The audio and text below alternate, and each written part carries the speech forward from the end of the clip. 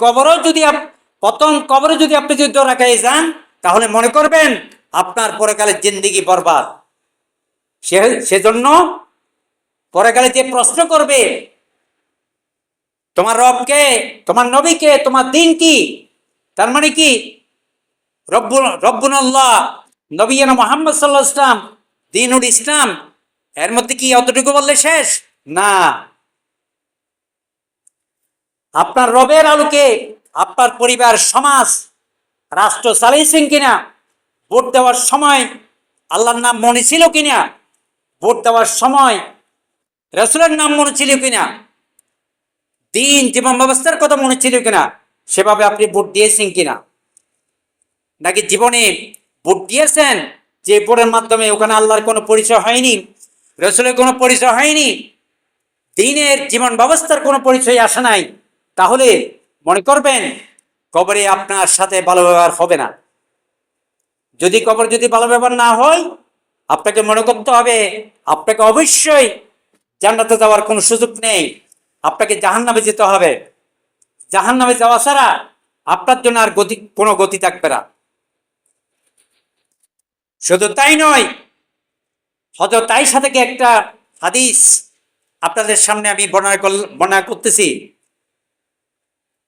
আন আয়েশা রাদিয়াল্লাহু তাআলা قالت سمعت رسول الله صلى الله عليه وسلم يقول يحشر الناس يوم القيامة حفاة عراة غرلا قلت يا رسول الله صلى الله عليه وسلم الرجال والنساء جميعا ينظر بعضهم إلى بعض فقال يا عائشة الأمر أشد من أن ينظر بعضهم إلى بعض رواه المتفق عليه।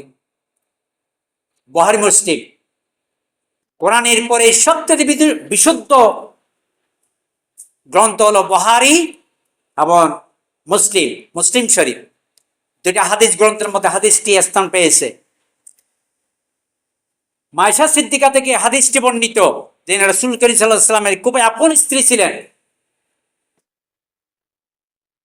হযরত আবু হুরায়রার পরে তিনি সবচেয়ে বেশি হাদিস বর্ণনা করেছিলেন, এত বেশি হাদিস জানতেন।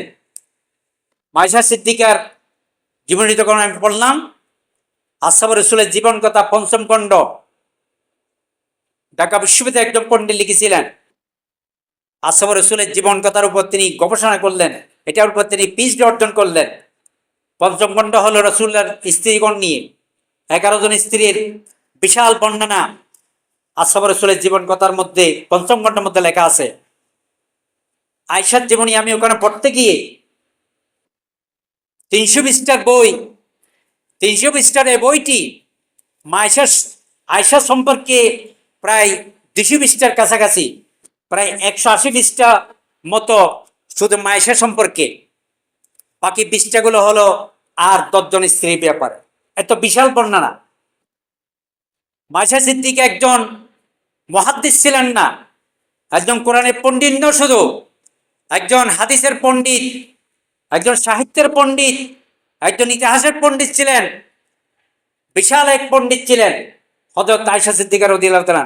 অথচ তার লেখাপড়া কি? তিনি কোনোদিন মাদ্রাসায় যায়নি, শুধু মক্তবে লেখাপড়া করেছিলেন। কিন্তু নবী করিম সাল্লাল্লাহু আলাইহি ওয়াসাল্লামের ছোট বয়সে নবী করিম সাল্লাল্লাহু আলাইহি ওয়াসাল্লামের সাথে থাকার কারণে নবীর কাছ থেকে তিনি সরাসরি জ্ঞান অর্জন করেছিলেন। তাহলে বড় বড় সাহাবারা পর্যন্ত তার কাছে গিয়ে জ্ঞান অর্জন করেছেন, বড় বড় পণ্ডিতেরা পর্যন্ত। বড় বড় পণ্ডিতদেরকে তিনি বলছেন, তোমরা তো ঘন ঘন কথা বলে যাও। এইরকম তীক্ষ্ণ মেধার অধিকারী ছিলেন আয়েশা সিদ্দিকা রাদিয়াল্লাহু তাআলা। তার থেকে হাদিসটি বর্ণনা। তাহলে আয়েশা সম্পর্কে বলতে গেলে এরকম কয়েকটা জুমা আলোচনা করা লাগবে। সুতরাং আমি ওইদিকে যেতে চাচ্ছি না, আমি আপনাদেরকে বলতে চাচ্ছি হযরত আয়েশা থেকে বর্ণিত, তিনি নবী করিম সাল্লাল্লাহু আলাইহি ওয়াসাল্লাম বলতে তিনি শুনলেন হাদিসটি, তিনি নবী করিম সাল্লাল্লাহু আলাইহি ওয়াসাল্লামের কাছ থেকে তিনি শুনলেন। নবী করিম সাল্লাল্লাহু আলাইহি ওয়াসাল্লাম কি বললেন? ইয়াকুলু রাসূলুল্লাহ সাল্লাল্লাহু আলাইহি ওয়াসাল্লাম ইউহশারুন নাসু ইয়াউমাল কিয়ামাত হুফাতান উরাতান গুল্লান। কিয়ামতের দিন মানুষ একত্রিত হবে উলঙ্গ, কাতরাবিহীন, কোনো ধরনের পায়ে কোনো চ্যান্ডেল থাকবে না। তার মানে কি? যেভাবে আল্লাহর কাছে মায়ের পেট থেকে যেভাবে পৃথিবীতে এসেছেন, ঠিক একইভাবে আপনি কাল কিয়ামতের দিন উপস্থিত হবেন, কবর থেকে উঠবেন, আপনার পায়ে কোনো চ্যান্ডেল নাই, গায়ে কোনো জামা নাই, উলঙ্গ, কোনো ধরনের কাতরাও থাকবে না, মুসলমানি এটা থাকবে না। যেভাবে পৃথিবীতে এসেছেন ঠিক একইভাবে আপনাকে উপস্থিত করা হবে। তাহলে এই অবস্থা যদি আমাকে উপস্থিত করা হয়, তাহলে আমাদের জীবনী ব্যাপারে আমাদের কোনো কবর নাই। পাঁচ ওয়াক্ত নামাজ আমরা মসজিদে এসে পড়তে পারছি না, এটা আমাদের জন্য হচ্ছে না। সে জায়গার মধ্যে আমাদের পারিবারিক জীবনের মধ্যে কোরআনে কি বাস্তবায়ন? আমাদের পরিবার সমাজ, সেখানে তো কোরআনে কোনো কবরও নেই। তাহলে আমার এই টুপি দাড়ি জুব্বা দিয়ে, আমার এই মুসলমানের নাম দিয়ে, আব্দুল করিম আব্দুল সত্তারের নাম দিয়ে কবরে, হাসরে, পুলসিরাতে আল্লাহর কাছে কিভাবে আমি দাঁড়াবো? যদি আমি কোরআনের পক্ষে যদি রায় দিতে পারতাম, কোরআনের পক্ষে যদি ভোট দিতে পারতাম, কোরআনের পক্ষে যদি কোরআনের বাহককে যদি আমি সংসদ যদি পাঠাতে পারতাম, তাহলে আল্লাহ রাব্বুল আলামিন আমার সাথে সুন্দর ব্যবহার করবে। কারণ কোরআন তো পৃথিবীতে এসেছে, মসজিদে কোরআনটা থাকবে, মসজিদে মানুষরা বসে বসে পড়বে, মসজিদে সীমাবদ্ধ থাকবে, অতটুকুর জন্য কোরআন তো আসে নাই।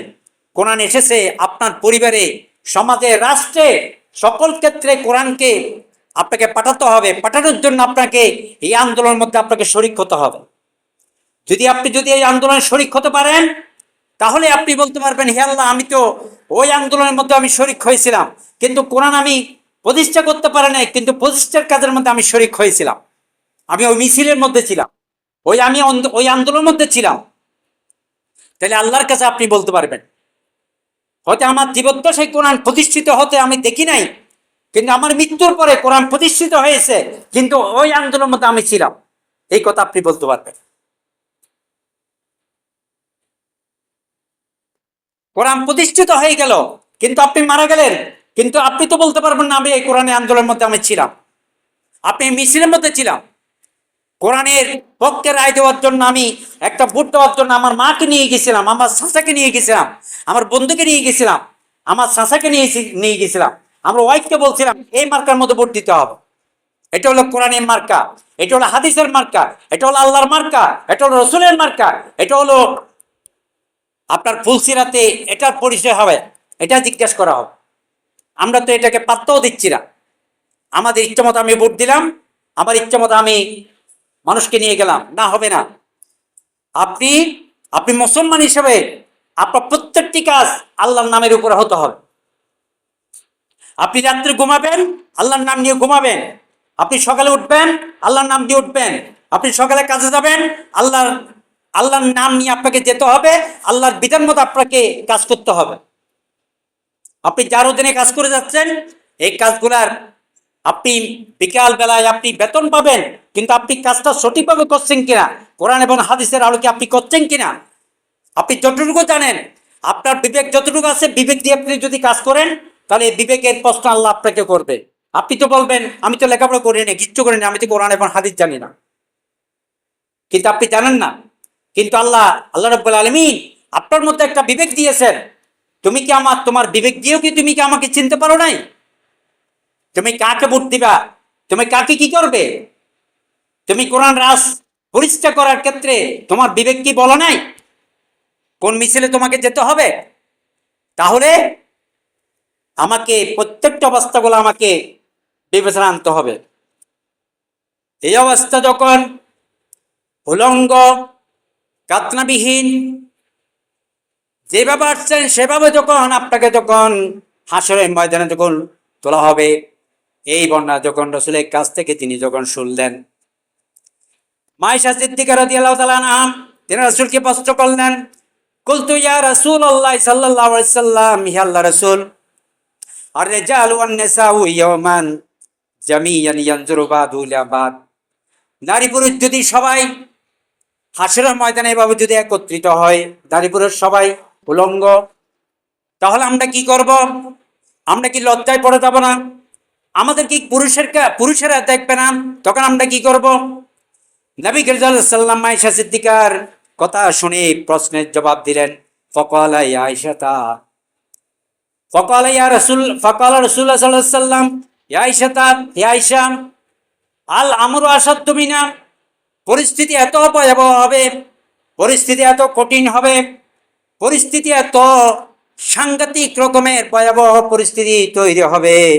আইয়ানজুর বাদু ইলা বা সেদিন এ আয়সা কোনো মানুষের প্রতি লক্ষ্য করে এটা দূরের কথা, অনুভূতি পর্যন্ত জাগ্রত হবে না।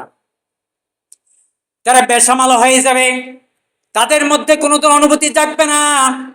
তারা তারা শুধু ইয়ানাপসি ইয়ানাপসি উপর দিকে দেখবে, কোনো মানুষের দিকে দেখা তাদের সময় হবে না।